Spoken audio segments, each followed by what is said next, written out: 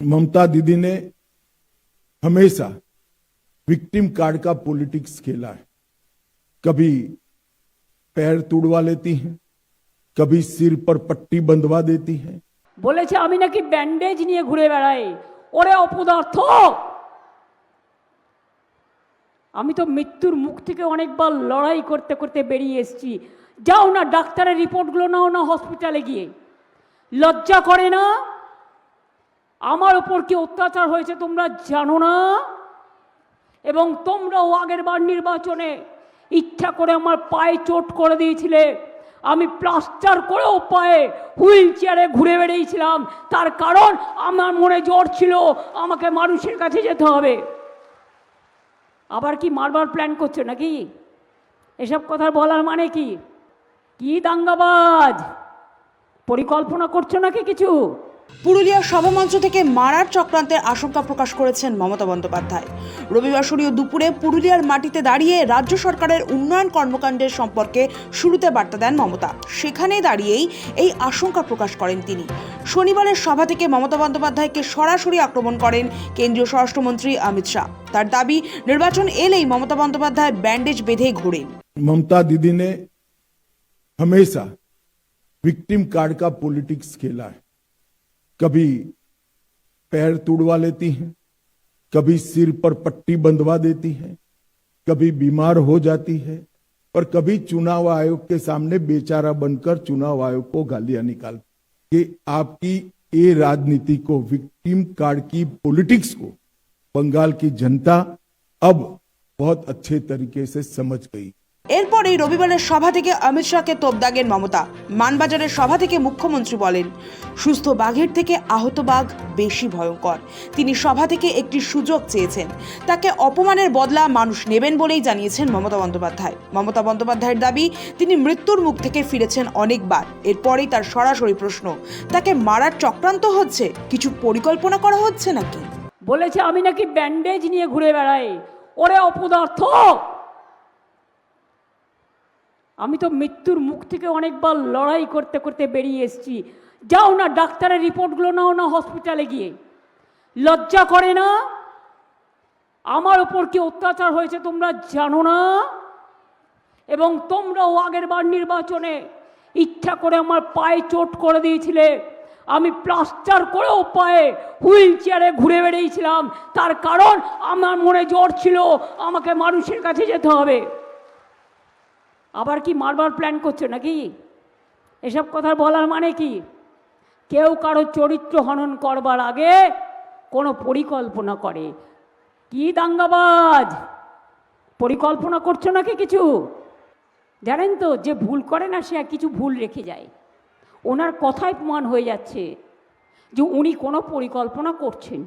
এমনকি বিজেপির বিরুদ্ধে দাঙ্গা লাগানোর অভিযোগও তুলেছেন তৃণমূল সুপ্রিমো। তার দাবি, তৃণমূল নয়, আসলে বিজেপির বিরুদ্ধে চার্জশিট দিতে হবে। মানুষ মেরে ক্ষমতায় এসেছে বিজেপি, এমনটাই অভিযোগ করেন মমতা। কালকে নাকি তৃণমূলের বিরুদ্ধে চার্জশিট পেশ করেছেন। আমি বলি, চার্জশিট তো আপনার বিরুদ্ধে আগে পেশ করা উচিত।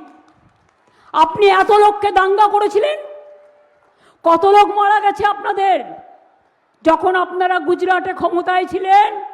যখন আমেরিকা থেকে গুজরাটিদের কোমরে দড়ি পরিয়ে নিয়ে এসছিল, শিকল বেঁধে নিয়ে এসছিল, তখন কোথায় ছিলেন কমরেড মহাশয়? শনিবার কেন্দ্রীয় স্বরাষ্ট্রমন্ত্রী অমিত শাহ কলকাতায় বসে তৃণমূলের বিরুদ্ধে 35 পাতার চার্জশিট জমা দিয়েছিল। তার কয়েক ঘন্টার মধ্যে শাসক শিবিরও মোটা ভাই জবাব চাই চার্জশিটের মাধ্যমে সমুচিত জবাব দিয়েছিল, কিন্তু নিশ্চুপ ছিলেন খোদ তৃণমূল সুপ্রিমো। রবিবার পুরুলিয়ার মানবাজারে দলীয় প্রার্থীর সমর্থনে প্রচার করতে গিয়ে বিজেপির সেই চার্জশিটের বিষয়ে মুখ খোলেন মমতা। শাহর চার্জশিটকে তাচ্ছিল্য করে বলেন, হাদাভোদার দল, গর্ধশক্তির দল, খালি উল্টোপাল্টা কথা বলে। হাদা ভোদার দল, গর্ধ শক্তির দল, পড়াশোনা করে না, শুধু মিথ্যে কথা বলে, খবর রাখে না, কিছুই জানে না, উল্টো পাল্টা বক বক বকুম বকুম পায়রা। শনিবার শাহ অভিযোগ করেছিলেন, অনুপ্রবেশকারীদের জন্য সীমান্ত হাত করে খুলে রেখেছে রাজ্য সরকার। তারা অবাধে ঢুকে এলাকার জনবিন্যাস বদল করে দিচ্ছে। এখন সংখ্যাগুরুরাই আতঙ্কে আছে যে তারা কবে সংখ্যালঘু হয়ে যাবে। यहाँ घुसपैठियों को प्रोटेक्शन दिया जाता है, तुष्टीकरण को अपना मिशन बना चुकी है सरकार। मैं आज ममता बनर्जी जी को स्पष्ट पूछना चाहता हूं कि घुसपैठिए इतने आ गए कि आपकी सरकार सो रही है। बीएसएफ तभी रोक सकती है जब आप बॉर्डर पर बाड़ लगाने की हमें भूमि दे। শাহী এই অভিযোগের পাল্টা মমতার দাবি, বলা হচ্ছে ডেমোগ্রাফি বদলে যাচ্ছে, যাহা মিথ্যে বলছে, মিথ্যের প্রচার করছে। অমিত শাহকে একাধারে ভোট কাটারি, দাঙ্গাকারী, গণতন্ত্রের হত্যাকারী বলে একের পর এক আক্রমণ শানান তৃণমূল সুপ্রিমো। বলছে আমরা নাকি ডেমোগ্রাফিক চেঞ্জ করে দিয়েছি 2 থেকে 11-র মধ্যে। অর্ধশক্তি না গর্ধশক্তি বলুন তো? 2 থেকে 11 আমরা ক্ষমতায় ছিলাম, আমরা 11 মে মাসে এসছি। শুধু মিথ্যে কথা বলে, খবর রাখে না। স্বাধীনতা আন্দোলনের সময় তো জন্মায়নি মানে বিজেপি পার্টি জন্মায়নি। জানবে কি করে বিরসা মুন্ডার কথা, সিধু কানু ডহরের কথা, পঞ্চানন বর্মার কথা, মতুয়া ঠাকুরের কথা, রবীন্দ্রনাথ ঠাকুরের কথা, নজরুলের কথা, রামকৃষ্ণের কথা, স্বামী বিবেকানন্দের কথা, মাতঙ্গিনীর কথা, বিনয় বাদল দীনেশের কথা কোথা থেকে জানবে? কিছুই জানে না, উল্টো পাল্টা বক বক বকুম বকুম পায়রা। নেই কাজ তো খই ভাজ। ওনার আবার 2 কান কাটা, মানুষের কথা শুনতে পায় না, শুধু ভোটার কাটে। বল ভোটার কাটা, দাঙ্গাকারী, ভোট কাটারি, দাঙ্গাকারী, ভোট কাটারি, স্বৈরাচারী, গণতন্ত্র হত্যাকারী। গেরুয়া শিবিরের বিরুদ্ধে তোপ দেগে বাংলার বিদায়ী মুখ্যমন্ত্রী রাজ্যবাসীকে সতর্ক করে দেন। বিজেপি মানুষের খাবারের উপর নিষেধাজ্ঞা চাপায়। তার দাবি, মানুষের ধর্মীয় আচার ও অনুষ্ঠান পালনের ক্ষেত্রে বিজেপি এক পক্ষে থাকে। আর বিজেপি আসলে কি বলছে? মাছ খাওয়া যাবে না। বিজেপি রাজ্যে মাছ খাওয়া যায় না, মাংস খেতে পারবেন না, ডিম খেতে পারবেন না।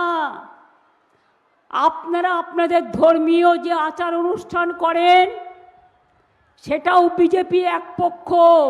কর্ম হচ্ছে ধর্ম, ধর্মের আরেক নাম কর্ম, ভালো কাজ করা, আর ওরা দাঙ্গা করে। মানবাজারের সভা থেকে মমতা বন্দ্যোপাধ্যায় আশঙ্কা প্রকাশ করেন, যেখানে তৃণমূলের শক্ত ঘাঁটি, সেসব জায়গার বুথে পুনর্নির্বাচনের চক্রান্ত করছে বিজেপি।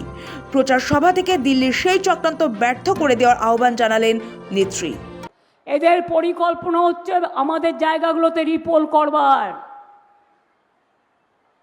অনেক চক্রান্ত, দিল্লির চক্রান্ত, ওই চক্রান্ত ব্যর্থ করে দেব।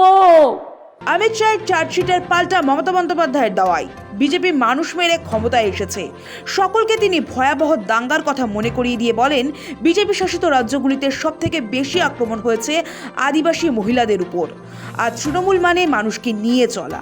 দাঙ্গা করে ক্ষমতা এসছে, মানুষ মেরে ক্ষমতা এসছে।